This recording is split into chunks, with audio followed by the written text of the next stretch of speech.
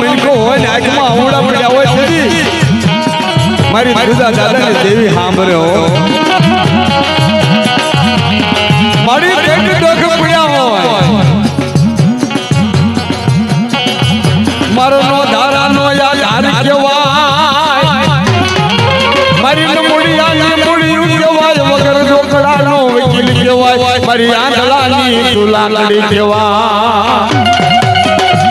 દેવી કે એક વચન ને 51 વચન માંગતો આપવા તૈયાર છું પણ પેલા તારી ડિગ્રી લાવી નાખી મને માતાને દેખાડજે બાપ હે